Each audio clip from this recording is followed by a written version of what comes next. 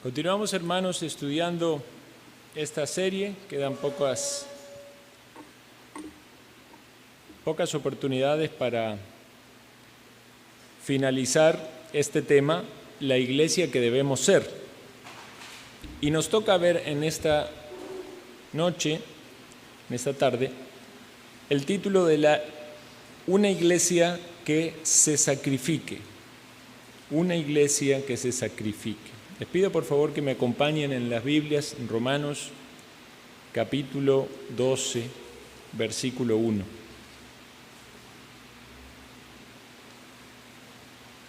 Romanos capítulo 12, versículo 1.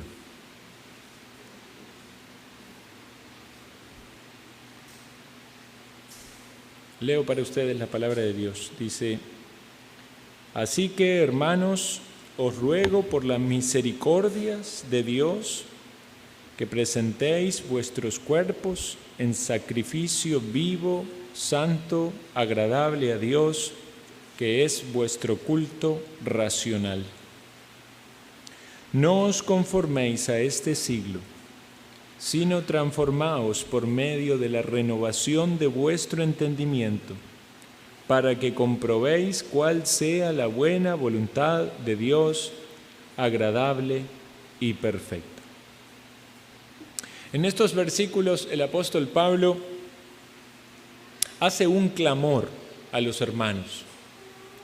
Vemos que la epístola a los romanos es una epístola mayormente teológica, con fuerte contenido, podemos decir así, teórico, ¿verdad? Empezando hablando de la culpabilidad de todos los hombres, hablando de la gracia, hablando de la santificación, y va a tocar también al finalizar numerosos temas prácticos, uno de los cuales, y que es presentado aquí en forma de ruego, es que cada uno de los cristianos en esa iglesia y nosotros como parte de la iglesia del Señor comprendamos la realidad y necesidad de que nos presentemos a Dios como un sacrificio vivo, dando a Dios un culto racional.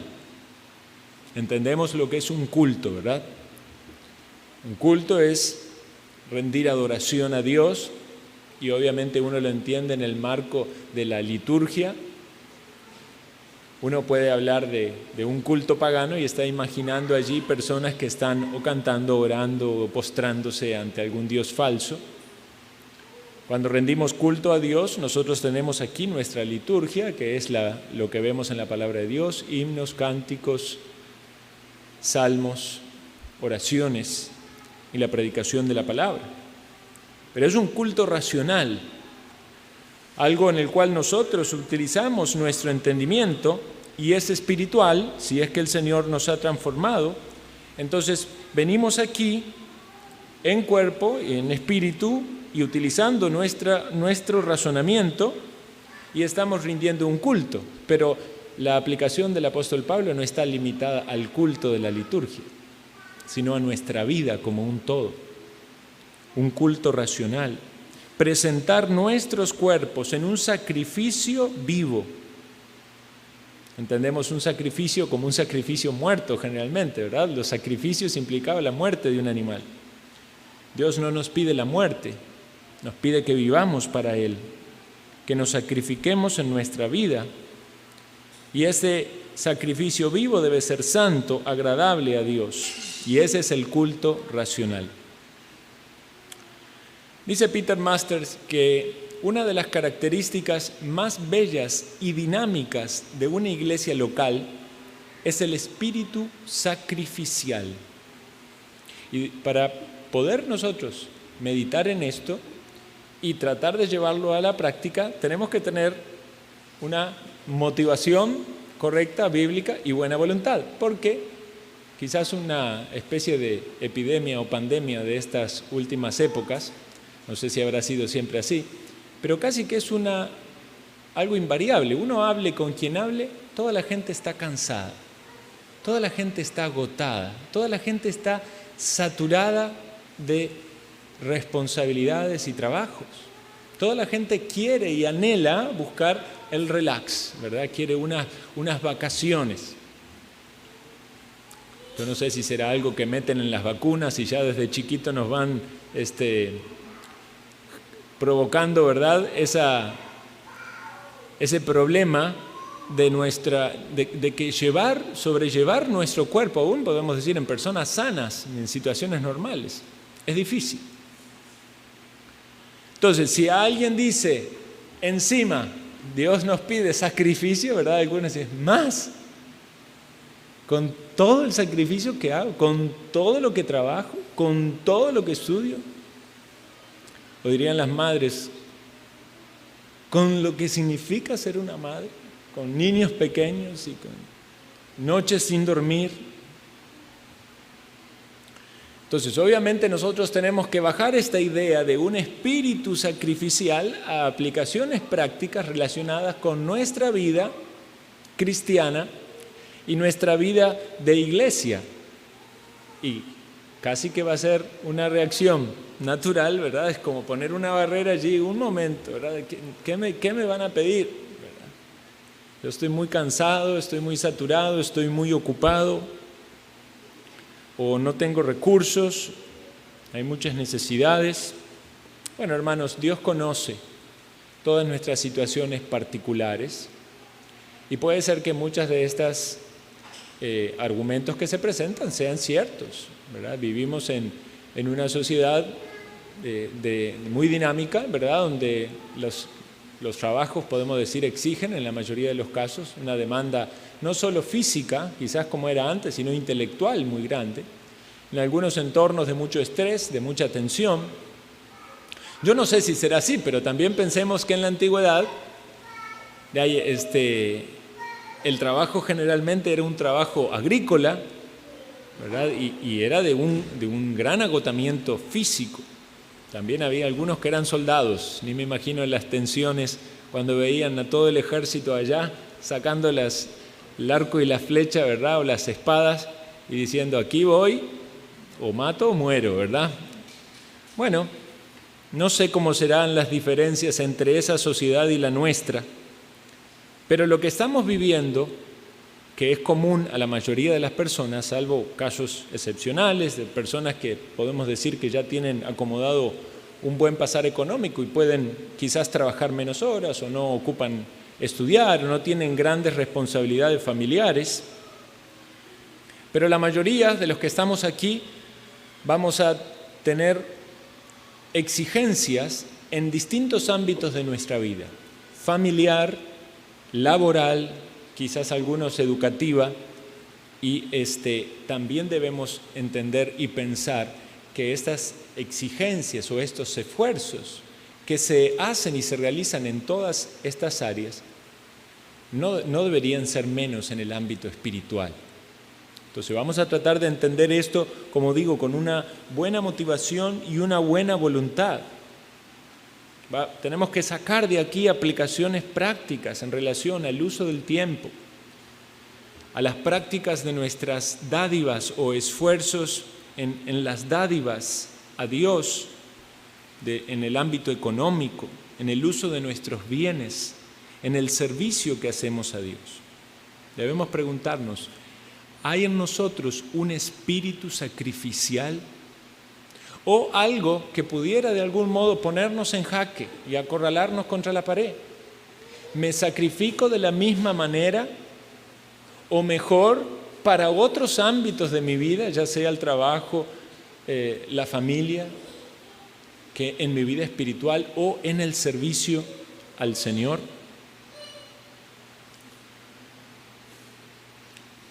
Bueno, quizás haya distintas situaciones de un país a otro, pero lo que se conoce como el sueño americano, ¿verdad? Y que muchas personas que viajaban a Estados Unidos tiempo atrás entendían cuál era la meta, era ir allá, conseguir un buen trabajo y casi que un trabajo de parquero, ¿verdad? Ganaba el doble o el triple que lo que ganaba en ese país y tratar de juntar todo el dinero para tener ¿qué? Su casa, su carro y mucha comida, ¿verdad?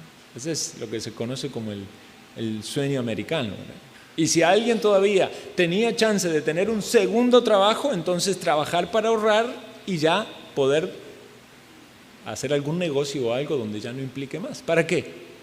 Para sentarse y disfrutar. Entonces, como cristianos nosotros debemos preguntarnos, ¿es esa nuestra meta en la vida? ¿Es eso? ¿Es el sueño americano lo que anhelamos como cristianos? ¿Queremos tener un estilo de vida cómodo y relajado? Dice Peter Master, en algunos países casi que eso pasa a ser un derecho básico. Es como yo tengo que tener mis cosas, tengo que tener mi carro, mi casa y mi tiempo de vacaciones y mi deleite. Y si usted piensa en su vida, yo lo puedo pensar también en mi propia vida, pero uno ha pasado por otras situaciones en las cuales tuvo condiciones económicas mucho más difíciles que las que uno vive en el presente. Y a veces debemos preguntarnos si el hecho de estar en una mejor condición económica o en un mejor pasar repercute favorablemente en nuestra vida espiritual o, por el contrario, nos hace más indulgentes, más perezosos y buscar más de nuestro confort y de nuestro bienestar. Dice así Peter Master: la codicia y el consumismo puede infiltrarse en el corazón de los mejores creyentes, haciéndolos blandengues o autoindulgentes. Es un peligro, no es que sea un juicio sobre cada uno de nosotros, es un peligro en el que podemos caer. Y es una bendición que Dios nos prospere, hermanos, porque aquellos que pasamos por ciertas privaciones o necesidades y estábamos humillados y clamamos al Señor por una mejor condición, es un gozo ver la mano de Dios prosperándonos. ¿Quién no se goza y no se deleita en comer una comidita más rica? En comprar una ropita un poco mejor. ¿A quién no le da alegría poder tener un vehículo propio, una casa? No son cosas necesariamente malas. Pero debemos velar por aquello que hay en el fondo de nuestro corazón y también cómo esas cosas pueden pasar a ser una meta en nuestra vida donde se pasa por alto la intensidad y el fervor y el sacrificio del mismo modo en las cosas espirituales y en el servicio del Señor. Dice Master, parece que pasaron los días donde los creyentes pobres sacaban una suma proporcional de sus ingresos, no solo para la iglesia local donde asistían, sino también para enviar a los misioneros o a los necesitados. Y escuche esto, cuando una congregación instruida no practica un espíritu sacrificial, se aleja en el camino del egoísmo y la autoconsideración.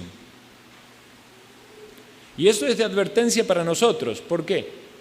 Porque entonces, si no consideramos este tema del espíritu sacrificial y no nos enfocamos en poner eso en la práctica, nos vamos a ver en el paso del tiempo más alejados de la realidad de una vida cristiana agradable al Señor, en el camino del egoísmo y la autoconsideración. Es decir, vamos a empezar a justificar nuestro andar, nuestro caminar, por más que esté más lejos de Dios, lo vamos a justificar, porque nadie va a decir, no, sí, la verdad que yo estoy actuando así por egoísmo. Eso sería, ¿verdad? No, lo vamos a justificar, a camuflar de alguna manera como nuestros derechos o nuestras necesidades. Entonces, los pastores tenemos esta responsabilidad de velar por la congregación, y si uno ve, puede pasar a nivel de un miembro en particular, pero también a nivel de la iglesia, procurar traer amablemente a cada uno a un estado espiritual donde se comprende y se experimenta este espíritu sacrificial. Y obviamente es la responsabilidad de los pastores dar el ejemplo en eso. Hermanos, a veces batallamos con los compromisos básicos que tomamos como hermanos en la fe. Ustedes saben que cuando alguien llega a la iglesia y solicita ser miembro, ¿verdad? Nosotros le explicamos que la membresía es algo que consideramos seriamente en esta iglesia, que tome un tiempo para considerar la doctrina de la iglesia, ¿verdad? Que queremos ver también su compromiso y su fidelidad para luego, si vemos que Dios le guía y que la persona, entonces, que se una a la iglesia. Pero ¿qué pasa en muchos casos? Esas personas que de modo inicial dijeron, queremos ser miembro de la iglesia, en ese tiempo que debería ser un tiempo donde no solo ellos consideran, sino también nosotros queremos ver ese deseo de unirse a la iglesia y también de responder consecuentemente a ese compromiso de ser miembro. Es decir, una persona que desea ser miembro no dice, bueno, yo cuando sea miembro voy a los 2 cultos. No. ¿Por qué esta gente va a los 2 cultos? Bueno, pero esto tiene que ver con doctrina, no es que son súper espirituales y quieren pasarse el día aquí en el templo, no. Esto tiene que ver con el entendimiento del día del Señor. Entonces conoce la doctrina, pero consecuentemente da pasos en la práctica, hace un esfuerzo para congregarse en los 2 cultos. Y entonces uno empieza a ver que esa persona, que no es miembro, pero quiere ser miembro, está practicando lo que practican los demás miembros. Pero muchas veces aún en los miembros puede haber lucha de cumplir con ese compromiso que un día tomamos, ¿verdad? Cuando tomamos nuestros votos, de asistir fielmente a las reuniones, ¿verdad? Las reuniones de oraciones, otro compromiso. Claro, entendemos que hay personas que tienen justificativo válido por el cual no pueden hacerlo. Pero es más allá del justificativo en sí, es dónde está el corazón del creyente en todas aquellas cosas que corresponden a ese compromiso tomado delante de Dios. Porque no es una cuestión de esta iglesia o el capricho de esta iglesia, no, hacemos lo que hacemos porque entendemos que Dios nos pide eso. Entonces nos comprometemos como miembros a asistir fielmente a las reuniones, nos comprometemos a interesarnos los unos por los otros, nos comprometemos a servirnos por amor, nos comprometemos a velar por la doctrina, nos comprometemos a dar de nuestros recursos, de nuestras ofrendas. Y ustedes saben cómo nos manejamos en esta iglesia. Esta iglesia, el pastor no anda pidiendo, como en algunos casos, orden patronales para ver si ofrenda o no ofrenda. Eso es algo privado entre usted y Dios. Sin embargo, sí hay instrucción bíblica de cómo debemos proceder con nuestros recursos. Del mismo modo debemos pensar cómo proceder con nuestro tiempo, cómo proceder con nuestros dones, con lo que Dios nos dio, y cómo debemos proceder en cuanto a nuestra responsabilidad de servir a Dios. Entonces tenemos todas estas cosas en mente y debemos meditarlos y pensarlo a la luz de un espíritu sacrificial. ¿Dios nos pide un espíritu sacrificial? Bueno, este texto que leímos nos debe dejar en claro de que sí. Debemos dar un culto racional a Dios que implica presentar nuestros cuerpos en sacrificio vivo, santo, agradable a Dios. Y esto no separa las cosas eclesiásticas, ¿verdad?, de lo laico. Esto es, en su vida, desde sus obligaciones familiares, laborales, de estudios, abarca todo, ¿verdad?, hasta el tiempo de ocio y, por supuesto, lo que implica de las responsabilidades en la iglesia. Entonces, antes de meternos a algunas otras aplicaciones prácticas, que creo que es lo que nos puede ayudar, vamos a considerar una vez más el tema de la motivación. Hoy en la mañana yo citaba este texto, quisiera que lo leamos juntos. 2 Corintios 5, 13 al 15. 2 Corintios 5, 13 al 15.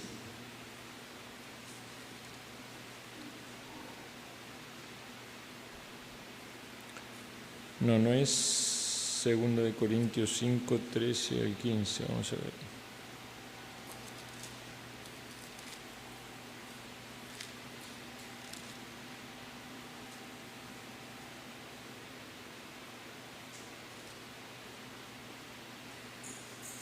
Vamos a buscarlo.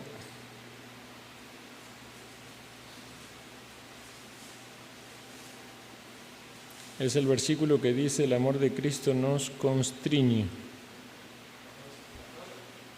14. Gracias. Dice,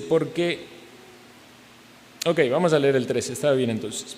Porque si estamos locos es para Dios y si somos cuerdos es para vosotros. Porque el amor de Cristo nos constriñe, pensando esto, que si uno murió, por todos murió, luego todos murieron, y por todos murió, para que los que viven ya no vivan para sí, sino para aquel que murió y resucitó por ellos.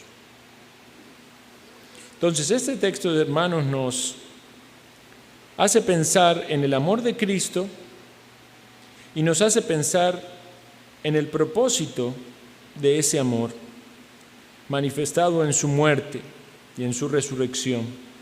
Que nosotros vivamos una vida nueva y no la vivamos para nosotros mismos, sino que la vivamos para Dios.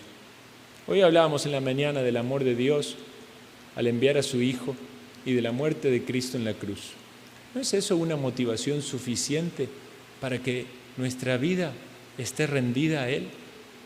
Si pensamos que Cristo Jesús murió para salvarnos de una condenación eterna, y no solamente eso, sino que nos lleva a la gloria, a disfrutar de las gracias eternas y maravillosas, ¿no es eso suficiente para que nuestra vida se rinda en adoración y en alabanza a Él? En otro sentido, consideremos el propósito de vivir una vida sacrificial. Todos sabemos que el propósito principal del hombre es la gloria de Dios, pero leamos 1 de Pedro capítulo 4, 1 de Pedro capítulo 4, versículo 10. En estos textos vamos a ver relacionado con el servicio. Dice 1 de Pedro 4, 10 al 12. Cada uno, según el don que ha recibido, ministrelo a otros como buenos administradores de la multiforme gracia de Dios. Si alguno habla, hable conforme a las palabras de Dios. Si alguno ministra, ministre conforme al poder que Dios da, para que en todo sea Dios glorificado por Jesucristo, a quien pertenecen la gloria y el imperio por los siglos de los siglos. Amén. Estos textos que leemos relacionan el servicio que podemos hacer en el ejercicio de nuestros dones o ministerios con el propósito de que Dios sea glorificado por Jesucristo. Es decir, que llega gloria a Dios por medio de Jesucristo cuando nosotros servimos a Dios de la manera en la que Él nos ha capacitado para hacerlo. Entonces hablamos de la motivación, el amor de Dios. Hablamos del propósito, la gloria de Dios. Y hablemos de la meta, Hechos 20, 24. Hechos 20, 24, conocido versículo del apóstol Pablo, que nos es un gran ejemplo para todos nosotros, cuando dice: pero de ninguna cosa hago caso, ni estimo preciosa mi vida para mí mismo, con tal que acabe mi carrera con gozo y el ministerio que recibí del Señor Jesús para dar testimonio del Evangelio de la gracia de Dios. El apóstol Pablo tenía en claro la meta en su vida. Por eso él habla de una carrera. Y él no solamente quería terminar la carrera, él quería terminar la carrera bien. Él quería terminar la carrera, allí dice, con gozo. Entonces, como cristianos debemos tener en mente esto: la vida cristiana es una carrera. No es una carrera de velocidad, es una carrera de persistencia. Y lo importante es que la terminemos. Si no la terminamos, si nos salimos del camino, eso implica claudicar, ¿verdad? Abandonar la fe, rechazar al Señor, pero si usted ha de perseverar hasta el final, como sabemos que en una carrera puede haber altibajos, puede haber momentos de mayor cansancio, de mayor fatiga, de saturación, pero lo que hay que hacer es persistir, seguir hasta el final. Ahora, no es solo el hacer la carrera, sino es hacerla con gozo. Aun cuando una carrera puede implicar un gran sacrificio, usted tiene en mente que cuando llegue a la meta, cumplió ese propósito. En estos días que estuvieron las Olimpiadas, salió a relucir una historia que sucedió con esta carrera de relevos entre las mujeres. No sé si alguien vio el videíto, pero hubo una mujer de un equipo, no sé de qué país era, creo que era como China ella, o de Tailandia, uno de esos países así orientales, y en un momento algo pasó, no sé qué obstáculos, algo se cruzó en la carrera y ella fue accidentada y se cayó y se fracturó el pie. Pero ella entendía que si ella abandonaba la carrera, todo su equipo iba a perder, porque era una carrera de relevo, eran creo que cuatro o 5 personas. Entonces ella no podía pararse y caminar. ¿Qué hizo? Continuó hasta la meta en 4 patas, ¿verdad? Como quien dice, como un animal, con sus rodillas y con sus manos. Y al principio la gente la vio y prácticamente iban a detenerla, y empezaron a gestionar ahí todas, ¿verdad? Las autoridades, algunos como que no querían dejarla avanzar, querían impedir, pero de algún modo lograron permitir que ella siguiese, y tuvo que hacer como 200 metros hasta llegar al lugar donde le pasó, ¿verdad?, el testimonio a la otra persona para que corriera. Obviamente ella entendía que era muy difícil que pudieran ganar esa carrera, pero el objetivo de cumplir con su rol, con su responsabilidad y llegar a la meta, aun cuando eso le significara un gran sacrificio. Cuando terminó y la cámara enfoca sus rodillas, salía sangre. Pero ella, aún exhausta, ella podía decir que terminó la carrera. Quizás para algunos no haya obstáculos, no haya accidentes. Quizás para algunos sea más fácil, podemos decir en un sentido, la vida cristiana que para otros. Quizás otros tengan que poner un doble empeño, doble esfuerzo. Pero para el apóstol Pablo no fue fácil. Pero él dijo que él lo que quería era terminar la carrera con gozo y el ministerio que recibió del Señor. ¿Nos ayuda esto a pensar en un espíritu sacrificial? ¿Qué es lo que el Señor quiere para usted y para mí? ¿Cuál es su carrera? Bueno, cada uno tendrá una aplicación puntual de lo que significa servir al Señor, pero debemos considerarlo a la luz de un espíritu sacrificial. Yo decía antes, entonces, hablando de la responsabilidad de los miembros, si las cosas que son básicas para un miembro a veces son difíciles, ¿cuánto más ir una milla extra? Porque a ningún miembro le decimos aquí, bueno, vea, aparte de todas las responsabilidades que usted tiene, y aparte va a tener que hacer algún ministerio, y ahí, piense a ver qué hace, esfuércese, o gana almas, o hace buenas obras, o esto, o aquello. O sea, sabemos que Dios va a guiar a cada uno conforme a sus dones y a sus capacidades.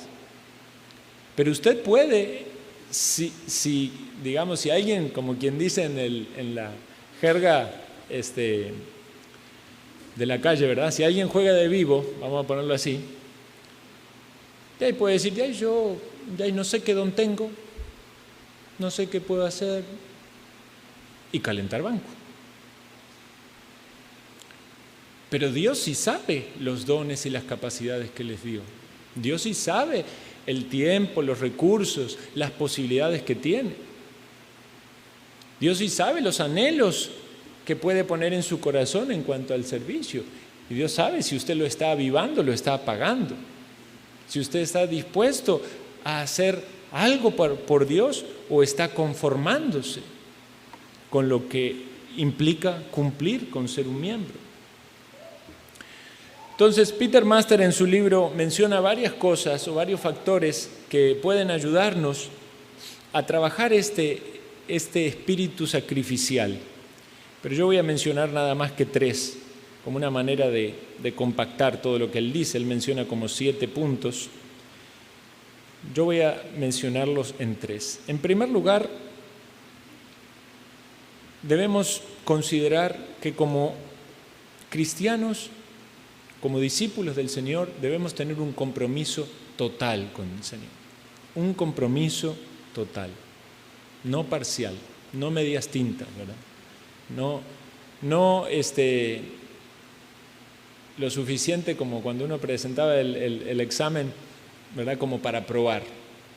Es un compromiso total. Y aquí va de la mano de una palabra que él hace énfasis también, que es la voluntariedad en el servicio. Porque no se trata de obligar a las personas, ¿verdad? O vivir por presiones, porque pudiese ser así, ¿verdad? Por presiones o condiciones de que, presión de grupo, ¿verdad? Alguien tiene que estar haciendo algo y condicionado estar haciendo algo. No, es trabajar en la voluntariedad. El sacrificio de Cristo fue voluntario. No hemos de tener voluntad para servirle, para rendirnos a Él. Ahora es cierto que muchas veces no tenemos la voluntad porque somos de una naturaleza débil, porque estamos inclinados al mal. ¿Quién tenía voluntad de venir hoy en la tarde? Como muchos quisiéramos seguir durmiendo la siesta. Entonces no vamos a manejar nuestra buena voluntad como lo que va a guiar nuestra vida para servir al Señor. Vamos a ir más allá, vamos a servir al Señor con voluntad o sin voluntad, pero vamos a procurar tener voluntariedad. Y este principio lo aplicamos para el resto de las cosas. O usted va al trabajo cuando tiene voluntad. Si no tiene voluntad, no va al trabajo. Usted tiene que estudiar en la universidad. Bueno, hoy no tengo voluntad, hoy no presento el examen. Usted quiere llegar a la meta, quiere recibirse. Tenemos que aprender de la gente que va a entrenar al gimnasio. Pero muchas veces somos de aquellos que pagan las primeras 3 cuotas y después no van más. Todas estas cosas aplican para la vida cristiana. Ahora alguien va a decir, lo que pasa es que yo no tengo mi corazón ahí, entonces ¿para qué voy a hacer eso? Soy hipócrita si voy a la iglesia porque yo no tengo ganas de estar en la iglesia. Nunca juzgue la obediencia como hipocresía. Cuando usted está batallando contra su pecado y está haciendo lo que Dios le pide hacer, por más que usted no tenga ganas de hacerlo, no lo vea como hipocresía. Eso es obediencia, no es hipocresía. Ahora, luego que hace lo que Dios le pide que haga, clame al Señor por perdón y dígale, Señor, que esto que estoy haciendo, que es obediencia a ti, no lo haga solo externamente, sino que lo haga con mi corazón. Usted está en la iglesia aquí, oramos y cantamos. Y usted dice, no tengo ganas de cantar. Cante, aunque no tenga ganas. ¿Y para qué voy a cantar si mi corazón no está cantando? Cante, y mientras cante, arrepiéntase, porque en su corazón no desea alabar a Dios, que es digno de toda gloria y honor. Y pídele que le dé un corazón con gratitud, con alabanza. Recordemos nuestros compromisos. Recordemos que muchas veces le hemos dicho al Señor, sin que nadie nos obligue y de nuestra propia boca, que queríamos alabarlo, servirle, honrarle. ¿Qué tan importante es el valor de la palabra? Cuando alguien toma el compromiso de servir al Señor, de hacer algo para Dios, ¿es acaso menos valiosa la palabra en la iglesia que en los negocios o que en las relaciones familiares? Es verdad, necesitamos instrucción, necesitamos ser corregidos por la palabra de Dios, necesitamos aplicar de manera práctica la palabra en nuestra vida, pero recordemos, hermanos, que nuestra carne está inclinada al mal y el espíritu sacrificial va a exigirnos obrar muchas veces en contra de nuestros débiles deseos espirituales o nuestra falta de firmeza y de convicción. Como decía antes, hermanos, es muy fácil entrar en el juego de las justificaciones. No pide aquí certificado médico si viene o no viene, si sirve o no sirve, porque es un compromiso delante del Señor. Si alguien entiende lo que eso significa y quiere honrar al Señor, aun cuando está débil, cuando está mal, lo va a confesar.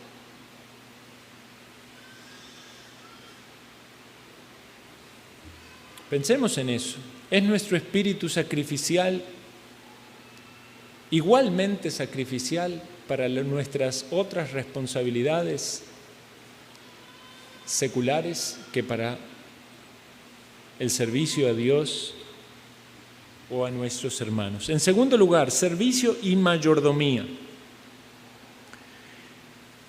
Dice Peter Master que cuando en una iglesia faltan las oportunidades de servicios prácticos, a la gente se le hace difícil medir su sacrificialidad.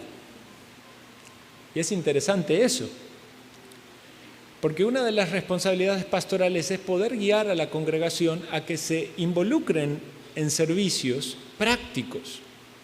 Bueno, aquí damos gracias al Señor que hay muchos hermanos que están involucrados en distintos servicios prácticos. Y ponemos un énfasis en el servicio principalmente en los miembros.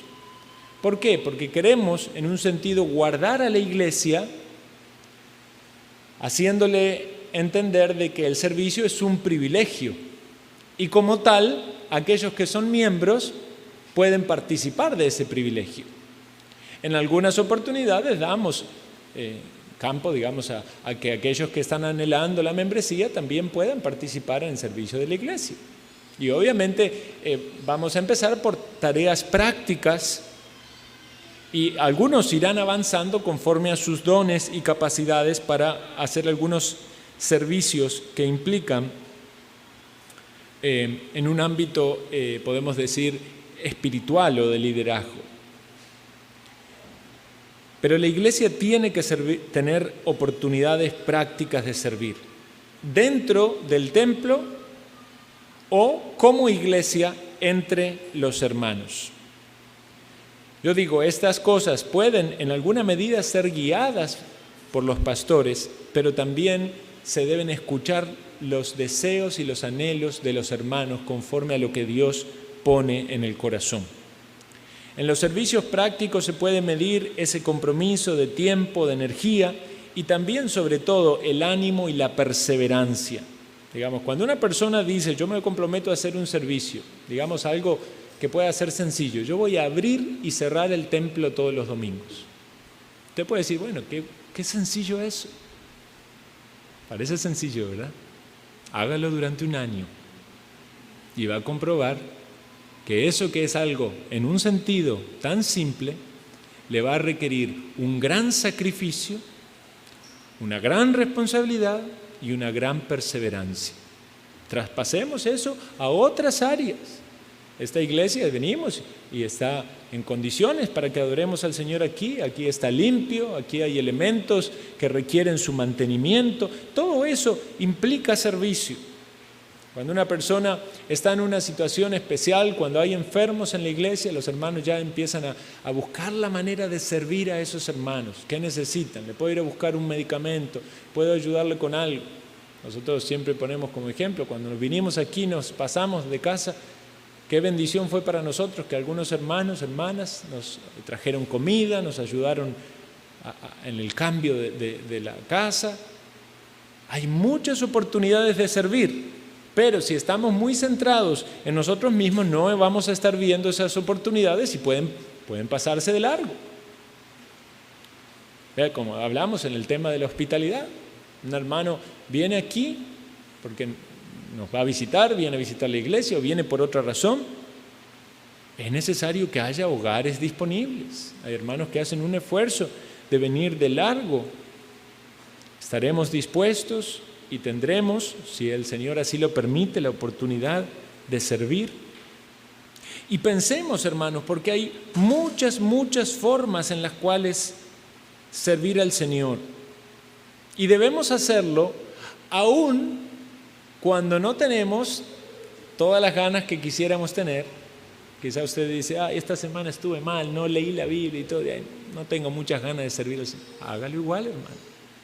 No se maneje por las emociones. Hágalo igual, sirva al Señor. Cuando usted luego sirve al Señor, usted ve el gozo en eso. Habrá servicios donde vamos a ver el fruto y habrá otros servicios donde no vamos a ver fruto. ¿Y qué vamos a dejar? Bueno, en algunos casos Dios puede guiar alguna corrección, un cambio de enfoque.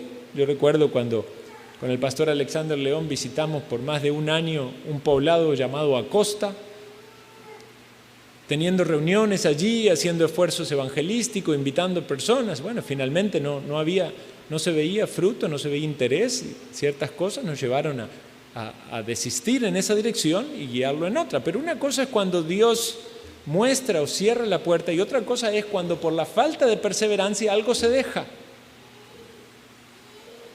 Entonces eso nos hace ver nuestra debilidad, nuestro pecado. Tenemos que ser sensibles si vamos a dejar de hacer algo, si es porque realmente Dios nos está guiando a dejarlo o es que está faltando perseverancia.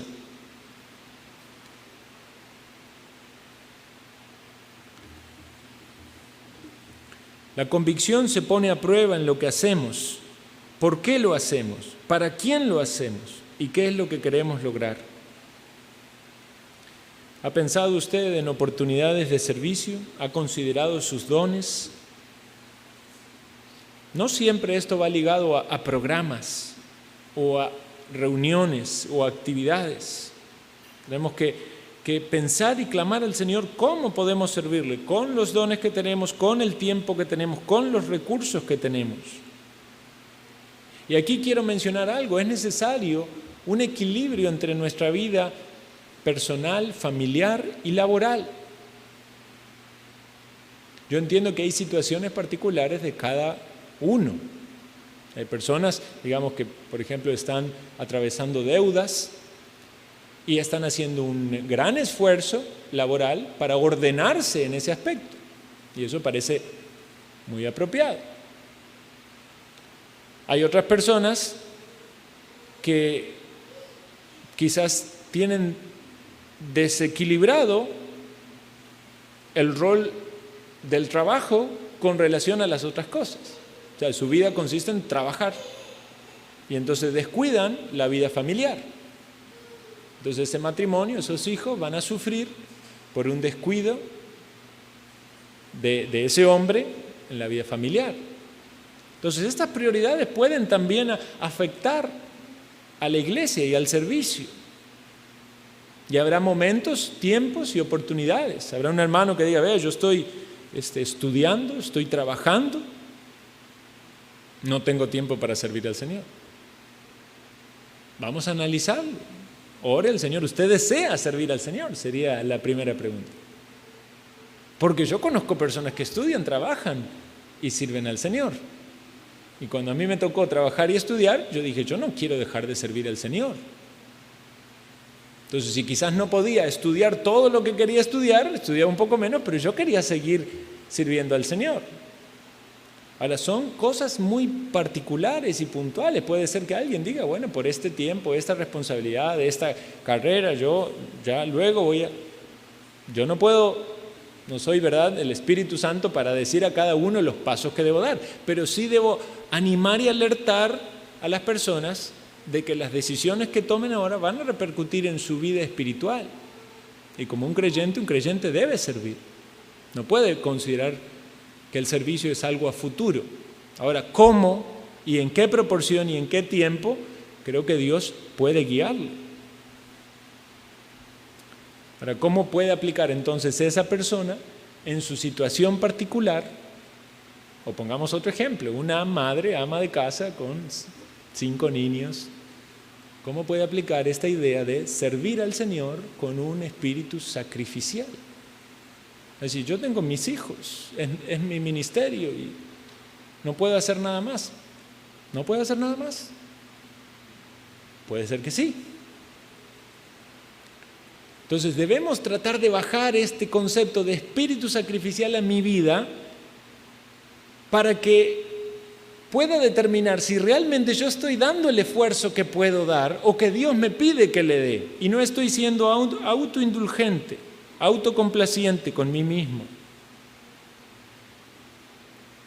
Y a alguno de ustedes le puede pasar que llega la noche y dice, no me senté ni un momento, ¿verdad? Y a veces como la meta, decir, hoy poder terminar todo lo que tengo que hacer para poder sentarme un momento y mirar tele un rato. Y a veces uno se sienta, ¿verdad? Y ¡pum!, se durmió, porque ya ni fuerzas tiene. Ahí debemos replantearnos si no estamos quizás con alguna prioridad desacomodada, si no tenemos tiempo para nuestras devociones, si no tenemos tiempo para nuestra familia, si no tenemos tiempo para servir al Señor.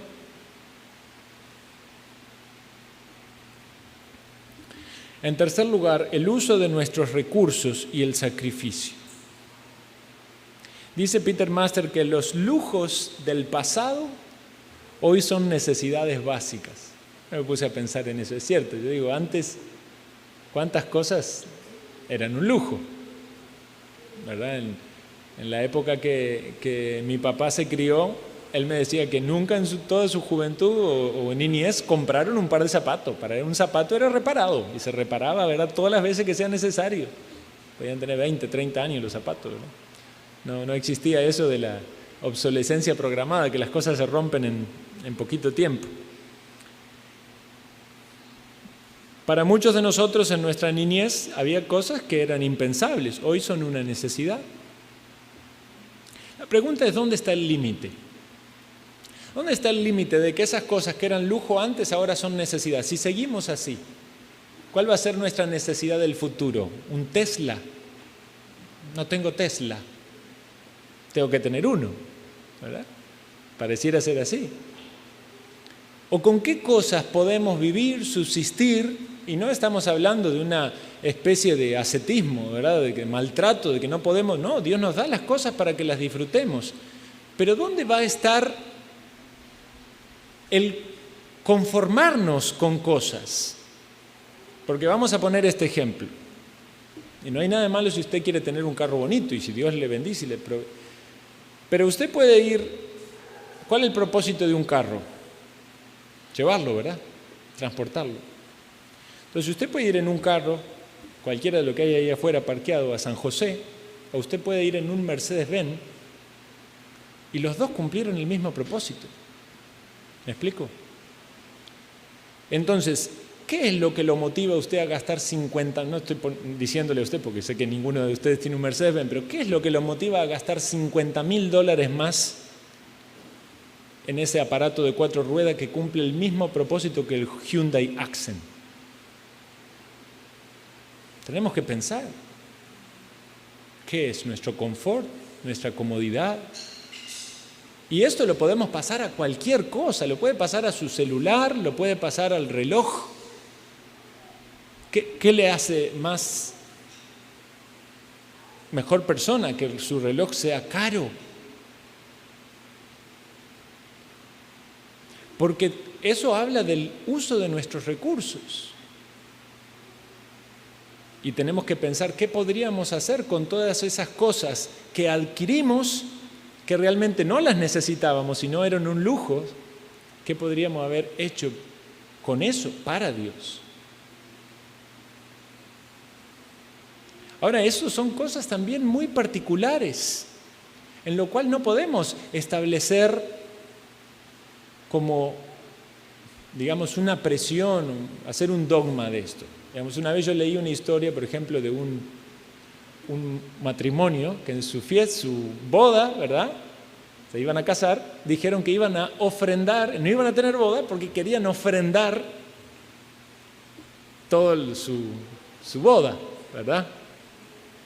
Y yo me quedé pensando mucho tiempo en eso, si estaba bien o estaba mal. Yo digo, bueno, ¿será que los dos se pusieron de acuerdo? Yo digo, como el sueño de toda mujer, ¿verdad?, es tener la boda, ¿verdad?, la fiesta, ¿verdad?, la ceremonia, ¿verdad?, y que la familia, la comida, el vestido, todas esas cosas. Y una vez yo digo, bueno, cómo las cosas son distintas para cada persona. Una vez yo estaba en un viaje misionero y conversábamos con toda la gente allí, ¿verdad? Y uno de estas personas que habían ido a ese viaje misionero decía que se casaba la hija. Y yo creo que, bueno, usted sabe cómo son los gringos en esas cosas. Yo creo que estaba calculando gastar $20,000 en la boda. $20,000. Y bueno, cuando nos casamos con mi esposa realmente teníamos muy pocos recursos, muy pocos. El Señor así lo determinó y nosotros vimos la misericordia y la bondad del Señor en eso. Y no voy a hacer no quiero usar esto como para jactarme ni hacer alarde de pobreza, ¿verdad? Como un mérito, no. En parte la providencia del Señor y en parte también cierta responsabilidad humana, ¿verdad? Por lo cual pasamos por situaciones adversas. Entonces, a lo que voy es que hay situaciones muy particulares para cada uno. No está mal gastar dinero en una boda. Yo no puedo decirle cuánto está bien y cuánto está mal. No es lo mismo una boda en Estados Unidos que una boda aquí. Tampoco sería lo mismo una boda en África. No está mal tener un carro, no está mal tener cosas materiales, pero debemos también nosotros pensar en el uso de nuestros recursos a la luz de lo que Dios nos da y de lo que nosotros damos a Dios y del contexto también en el que vivimos. Uno no quiere ser tropiezo y uno quiere tener un espíritu dadivoso y uno quiere ser responsable delante del Señor de todo lo que Dios nos da. Entonces, ¿cuánto dará Dios? Usted lo sabe. Dios sabe. Para muchos, a veces cuando uno tiene más recursos es más difícil dar que cuando tenía menos. Y eso pone en evidencia cuán codicioso es nuestro corazón. O sea, teníamos menos, cobrábamos menos y dábamos, podemos decir, proporcionalmente más o con menos dolor, pero ahora como cobra más, le duele más dar más. Falta de gratitud, ¿verdad?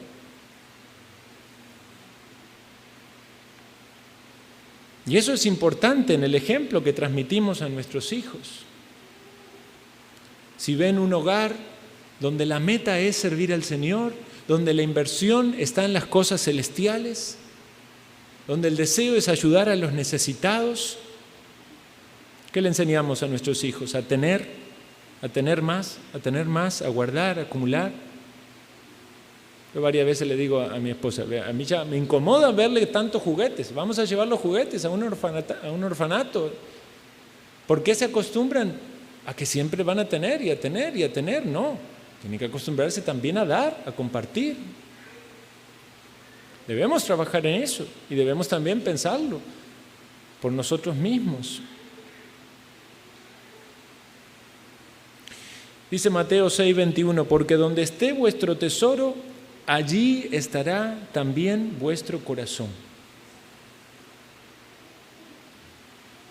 Creo que una vez el pastor Alexander dio una serie sobre las ofrendas y las dádivas. Fue bonita, fue de bendición. Y él mencionaba esto de cómo sabemos cuándo estamos dando a Dios lo que debemos dar. Y creo que la frase era como: hay que dar hasta que duele un poquito. Usted no puede darle todo a Dios, ¿verdad? Porque Dios también le da para que usted... Pero hay que dar hasta que incomoda un poquito. Ahí usted va a estar haciendo sacrificio. Si no, se está dando lo que sobra. O está tomando de lo que le corresponde a Dios para su deleite. Pero si cuando damos, nos duele un poquito, ¿verdad? Pero trabajamos en nuestro corazón y, como dice el versículo, con gratitud, ¿verdad? No con tristeza ni por necesidad, porque Dios ama al dador alegre. Y pensemos también, a la luz de nuestros recursos, el recurso del tiempo. Entonces, hablamos, hermanos, de compromiso, voluntariedad, servicio, mayordomía. recursos y sacrificio. Yo reconozco que tengo que crecer en esta área. He pensado mucho en esto. Y puedo decir, bueno, sí, yo me sacrifico en un montón de cosas en mi vida, tanto en la familia, en mi trabajo, en el servicio. Pero se puede ir más adelante. Pienso que podemos hacer este análisis, podemos sacrificarnos más. No con un afán egocéntrico, ¿verdad?, o de tener gloria propia, pero que la gente pueda vernos y decir, bueno, eso es una persona que se sacrifica para el Señor, se sacrifica en su hogar, con sus hijos, con sus responsabilidades, se sacrifica en su trabajo porque quiere darle un buen pasar a su familia, pero se sacrifica en la iglesia porque dedica tiempo a servir y se sacrifica en sus dádivas porque es una persona bondadosa. Oh, hermanos, qué bendición sería que esta iglesia sea una iglesia conocida por ser una iglesia sacrificada. Que venga la gente aquí y diga, ay, ¿qué pasa en esa iglesia? Todos están sirviendo, todos están ocupados, todos están involucrados. ¿Cómo es que esa iglesia crece? Son poquitos y avanzan y hacen esto y hacen lo otro. La iglesia que debemos ser. Tengámoslo presente, tengámoslo como meta y procuremos bajarlo a la práctica. Quizás en esta misma semana podemos poner en práctica en algún aspecto eso. Esa es nuestra responsabilidad, pensar de qué manera en la práctica podemos vivir como sacrificio vivo, santo, agradable a Dios, que es nuestro culto racional. Oremos.